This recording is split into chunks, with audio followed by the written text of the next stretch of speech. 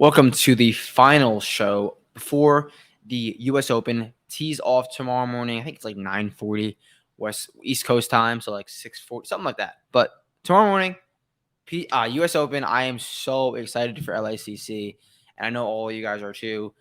We have the narratives, interview reactions, final thoughts on the U.S. Open. Hopefully, something like this, something that a player says can get your mind on them or off of them, get them something stupid, they say, can make you put them in your lineup, make you take them out of your lineup. So, honestly, these interviews were kind of flooded with a lot of live merger stupid questions like that. And I didn't want to get into that in this show because I want this to be like, how's your swing feeling? How do you like the golf course? How does this golf course fit your game? So I didn't get as much out of this as I usually do. Like the Masters, I got so much out of it because it was just very straightforward. And obviously the timing of the live PIF. You already know my thoughts about that. I posted the video as soon as it came out. Jay Monahan, you clown.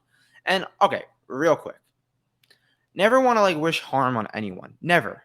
And Jay Monahan, if you're like if he's sick, he's sick. I hope he's doing okay. But like you do one thing last week and you get sick, like you look like a clown. You already look like a clown and you look like more of a clown. I'm trying to like compare it to like NFL players, running backs who like have a bad fumble and then like they're like, oh, I got injured on the play, like I like my ankle. It's just like one of those type deals. Like you messed up and now you're sick and can't make any more media. It's just that type of look, and I truthfully hope he's okay if he really is sick, but it's just a bad look for Jay, bad look for old Jay, and I don't think his time as PGA Tour commish is going to last much longer. So let's get into some of these quotes, and we will start with Strokes Gained Australia. Cam Smith, ask him how his preparation is so far. Talk a little bit about your game. Cam went to say he feel like it's trending really good the last 6 to 7 weeks, and it's feeling really good. And I feel like that's shown. He's decent results in the last major, and the live results have been awesome as well. And I talked about earlier in the week, I cannot think of a better golf course for Cam Smith. So with those quotes, with what I think this golf course will play, I think Cam Smith's a really damn good play this week at I think 9K flat. They asked him how this course is different than usual U.S. Open venues. He said they're really used to really thick, juicy rough, and it's very different here. He likes the Bermuda rough, although it can get a kind of tricky. You can get really lucky or really unlucky with the lies. You got to kind of guess how it's going to come out. But he's had success on these type of courses before. He says that there's patches out there that are really thin and you can get away with a bad shot or two, but there's also patches where you can get into a lot of trouble. So he likes the venue, thinks it fits his game well, and he's playing well. So I'm more bullish on Cam Smith than most. Okay, quick one on Scotty Scheffler. I know this quote was kind of around golf Twitter this week. Are you changing putters this week? You guys can find out Thursday. And then he went on to say, I think it's strange that I've been struggling this past few weeks on the greens.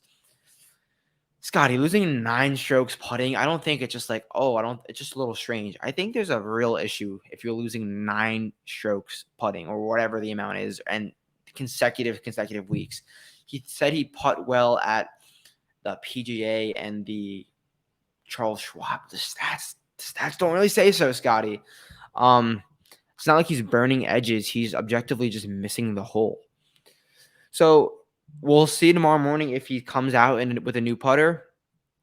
I think he should. It can't be any worse than it was at Memorial. So we'll see what Scotty does, but he says it's just like one of those things where he feels okay, and it's, I don't know. JT says the same things week in, week out, and we don't see a change. So how am I going to justify someone that expensive, that highly owned, when there's a glaring weakness in this game?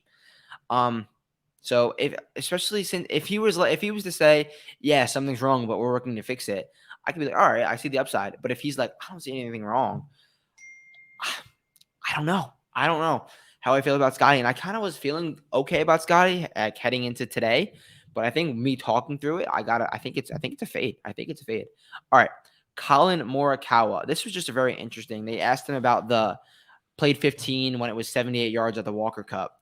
Asked him about like the shot he had to hit, and like how do you have to play a hole that short? And he was talking to Gary and DJ yesterday, and they were asking him about how he played it, and he was like, "Yeah, I teed up a 60-degree wedge like 3 inches high, and just put tons of spin on it." Now that's a shot that maybe you or I hit out in the range, or like when you're playing around with your friends. You rarely see a pro hit a golf shot like that, a 60-degree wedge from a tee box. I mean, courses that we play, there's like 70, 100 yard par threes all the time. Like, sure, maybe me or you hit a 60-degree wedge. You rarely see the pros do that. And they talked about how even though the hole's so short, there is such a precise landing area on number 15 that if you don't spin enough, you don't stop it on a dime, that's in the back rough and you're boned. So he said it's going to be a really fun hole if it plays plays up that far. You're going to see a lot of guys teeing up 60-degree wedges really high and just spinning the hell out of them. Can't wait for that hole to be on the TV. All right. Brooks Koepka.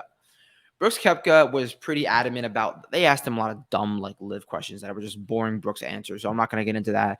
But he did say some cool facts about the bunkers. He said that these fairway bunkers are incredibly soft and softer than usual. Also, JT said this as well. He said that these bunkers are extremely penalizing. You're not gonna get a good lie. The ball's gonna plug. These bunkers are so soft. He said at the lip, if the ball's at the lip, it's gonna stay there. It's gonna plug into the lip, or if it goes to the back, the rough around the bunkers is really difficult. So all in all, avoid the bunkers. Similar narrative to what Oak Hill, where the bunkers are so penal. But he said that these bunkers and hitting out of these bunkers were very interesting, and I don't really feel like there's a way to quantify fairway bunker play, strokes gained, Matt Fitz, U.S. Open 2022. But I don't feel like there's a way to quantify fairway bunker play out of a bunkering concept that we're not used to seeing. I know that was a long run-on sentence, but you know what I'm saying. He's saying these bunkers are so different and soft, and we don't see anything like that. Just avoid them. So driving accuracy is put to the max this week, higher than we all think, and that goes to what Rom said, and I will get to that. I actually skipped Rom over. Rom had one good quote. I think it's deceptively wide. These fairways look very big, but they play very narrow. You still need to strike it really well tee to green to be able to give yourself a look on this golf course. So that kind of bodes into what I was just saying. Final quote from Max Homa, and it has nothing to do about Max Homa. I tweeted it today. I thought it was hilarious. Yeah, I don't know. It's definitely when I got here Sunday and Monday, it wasn't too firm. And I played with JT yesterday, and he probably could have shot 61 if we played 18 holes. Just let the JT narrative flow in another week. 50-1. Why not? No, I'm not playing Justin Thomas. I'm not betting Justin Thomas. I will play him in DraftKings because he's on my blacklist. And what that means is you're on my blacklist. I play you in DraftKings. I don't bet you. So I don't know what you want to make of that. I just thought it was funny how Max played with JT. And he was like, yeah, JT could have shot 61 today. Just like it's like LOL JT. More just what the fuck is good with this guy? So yeah, that about wraps it up. And I'm doing this show. Usually I do this later, so I'm probably going to miss like 2 or 3 interviews, but I'm going to see Paramore tonight, so that's going to be sick. DM me, I'll send you some vids. So it's like my dream to see Paramore. I'm going to see them like row 5. I'm going to be super lit. Big Paramore guy. So yeah, that about does it. Final show of the week. You know where to find me. That's right here. Questions, concerns, I'll be back Friday afternoon with the weekend leaderboard update, and then we'll go from there. I hope everyone enjoys your US Open. I hope you got something out of this video. Hope you got on a guy or off a guy, and I will see you guys Friday. Peace out.